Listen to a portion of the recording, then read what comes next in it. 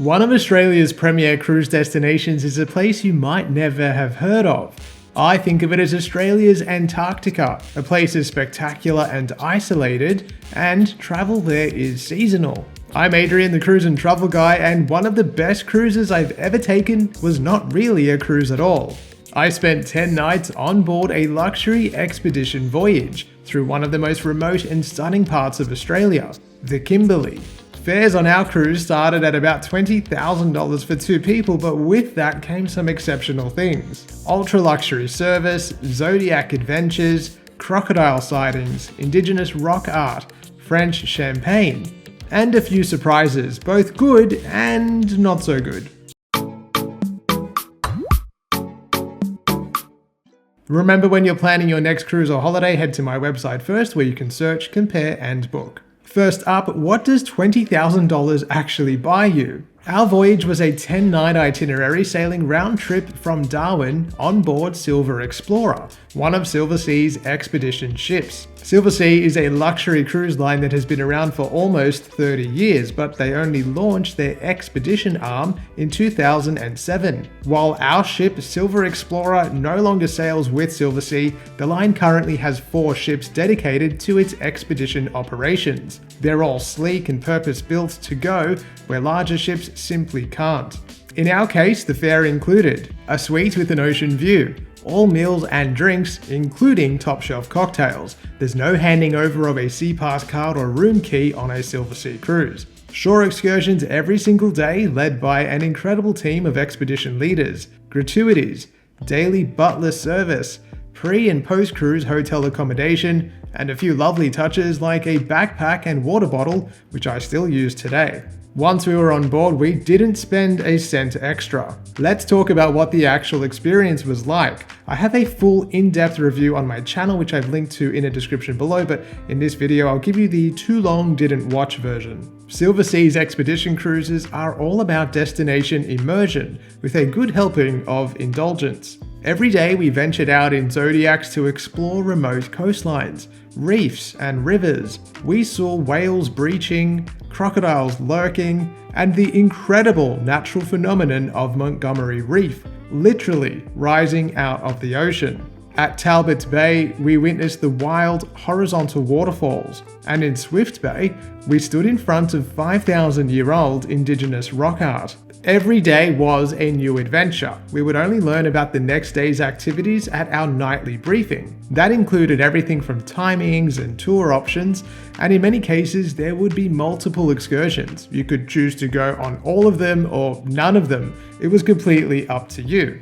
Of course, we did everything that we could. On board, the champagne flowed, the food was never ending, the beds were plush, and our butler filled our water bottles with chilled filtered water before every excursion. We had in-suite breakfast delivered daily, and caviar service was available on demand.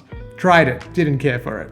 But the contrast between the rugged wilderness and this luxury experience on board was truly mind-boggling and almost funny. Returning to the ship after hours on a zodiac usually meant a quick dash to the bar for something cold, while we were all still sweaty and salty. Obviously, this is not your typical cruise. There were no stage shows, there was no casino on board our cruise, and none of the attractions that you might have come to expect from larger cruise ships that currently sail the world's oceans. Instead, the entertainment is geological history, wildlife spotting, and informative briefings led by a team of naturalists, historians, and biologists. Very well-educated people who were experts in their respective fields. So if you're someone who wants the wilderness without roughing it, this is your ideal trip. But if you're looking for water slides and DJs, this is not it. In fact, this is a cruise for people who say they don't like cruises. You know the types, you've probably spoken to them before. And if you ever meet those people, I encourage you to ask them if they would ever like to see Antarctica or the Kimberley, because I've got news for them. They'll be doing that on a cruise. Let's talk about a few things that might give you pause. Expedition ships are small, beautifully compact. These are the beating heart of expedition voyages. That does mean, though, that they're more susceptible to motion, and as these ships tend to sail to off-the-grid places, that can mean some interesting times at sea. There are also far fewer passengers on board. That last one can be a good thing and a bad thing. You won't find much more than 200 passengers on board Silversea's expedition vessels, even at full capacity.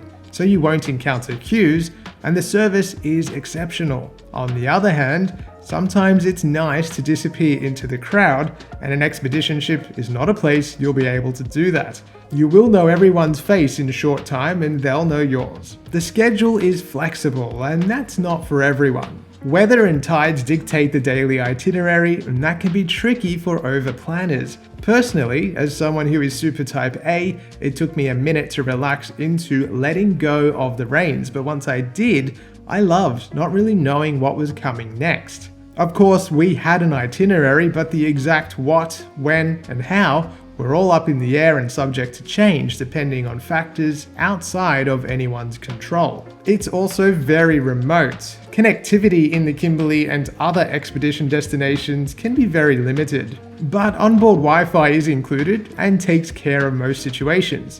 Still, some of these places can be very harsh when it comes to weather and climate, and of course, there is a high degree of isolation from the developed world. Then there's the cost. Expedition cruises are very expensive. It doesn't really matter which one you choose. All expedition lines tend to skew towards that luxury sort of angle. In saying that, the experience and inclusions are generally second to none. With a few exceptions, you likely won't have to pay for anything more once on board. Plus, there is a secret to the top-tier expedition luxury cruising space, and that is that last-minute deals can be pretty incredible value. If you're flexible with your time and plans, discounts can be had of up to 50% or more. Downsides include not choosing your cabin, but when they're all suites, it's hard to go wrong. Plus, saving thousands upon thousands of dollars sweetens the deal just a little. So, was it worth it? In a word, yes. This was easily one of the most incredible trips I've ever taken in my life. The level of service, the access to wild, untouched parts of Australia, and the sense of wonder every single day. I don't think I'll ever forget it. The expense was expensive, but for us it was very much worth it. I do also recommend keeping an eye out for some of those last-minute deals. It's definitely not something you would do all the time, but as a bucket list trip, I think it's something that most people should plan to do at least once in their lives. Let me know in the comments if you would be interested in a Kimberley cruise. Could you handle the small ship experience? Could you deal with a couple of hundred people maximum on board a cruise for the duration of maybe 10, 12 nights? Let me know. As always, thank you so much for watching this video. Make sure you check out my full in-depth Kimberley cruise review to get all the nitty-gritty details. And if you're looking to book one, you can head to my website, thecruiseandtravelguy.com.au. And as always, give me a follow on Facebook and Instagram at The Cruise and Travel Guy to stay up to date with my travels as they happen. Thanks again for watching, and I'll see you soon. I think we're recording. Are we? I think we are. Trying something new. Oh, you're staying on then. And one of the best cruises I've ever taken is not bad. Let's talk about what the experience was actually like. Now every day was a new adventure. We would only learn about the next day's